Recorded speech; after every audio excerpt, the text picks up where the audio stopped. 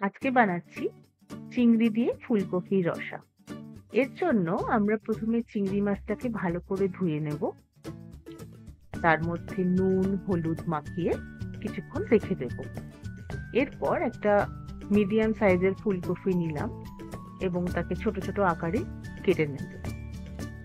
এরপর এই ফুলকপিটাকে জলে ধুয়ে কিছুক্ষণ ভাপিয়ে নেব। এরপর দুটো পেঁয়াজকে আমি কুচি করে নিচ্ছি।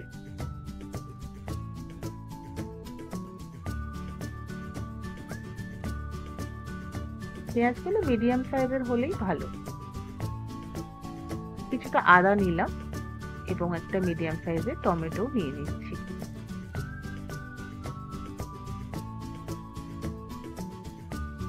এখানে আমি টমেটো, কাঁচা লঙ্কা, পেঁয়াজ এবং আদা নিয়েছি। এরপর একটা মিক্সির বাটিতে পেঁয়াজ, আদা আর কাঁচা লঙ্কাকে আমি পেস্ট করে নেব ভালো করে। এরপর কড়াই নিলাম, তাতে কিছুটা সর্ষের তেল দিলাম এবং ভালো করে গরম করে নিলাম।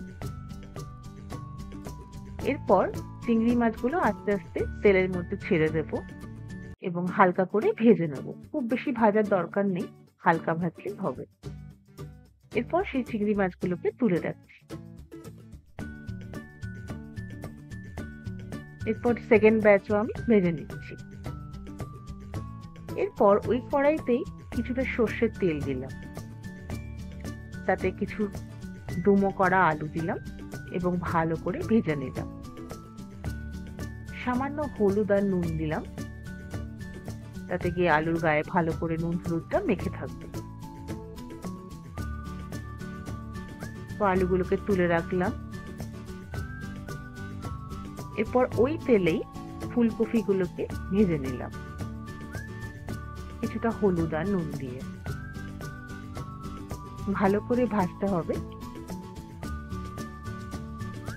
যাতে ফুলকপি থেকে সুন্দর একটা গন্ধ আসবে।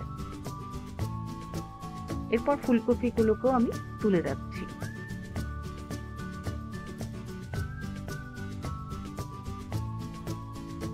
এরপর ওই কড়াইতে আবার অল্প একটু তেল দিলাম এবং তাতে একটুখানি ঘি মেশালাম। এরপর ওই তেলের আর ঘিয়ের মিশ্রণে কিছুটা জিরে, শুকনো লঙ্কা, তেজপাতা এবং গোটা গরম মশলা আমি ফোড়ন দিলাম। তারপর ওই কেটে রাখা পেঁয়াজটা আমি দিয়ে দিলাম। এরপর তার মধ্যে টমেটো অ্যাড করলাম এবং ভালো করে মিক্স করলাম। এরপর ওই মিক্সিতে যে বেটে রেখেছিলাম মশলাটা, সেটা দিয়ে দিলাম এবং ভালো করে কষাতে থাকলাম। তার মধ্যে হলুদ, জিরে গুঁড়ো, লঙ্কা গুঁড়ো, নুন দিয়ে ভালো করে কষিয়ে নিলাম। ভালো করে কষানোর পর সেই ভেজে রাখা আলু, ফুলকপি, চিংড়ি মাছ সব দিয়ে ভালো করে মিশিয়ে নিলাম। এরপর ওই মিক্সি ধোয়া বাটি আমি জল দিলাম আর কিছুটা জলও অ্যাড করলাম, যতটা আমি ঝোল রাখবো। এরপর 2-4টে কাঁচা লঙ্কা দিয়ে আমি ঢাকা দিয়ে দিচ্ছি। এরপর ঘি আর গরম মশলা দিয়ে আমি নামিয়ে নিলাম আর নামানোর আগে কিছুটা ধনেপাতাও ছড়িয়ে দিলাম। দেখুন, আমাদের ফুলকপি চিংড়ির রসা একদম ready. Now it's ready to serve.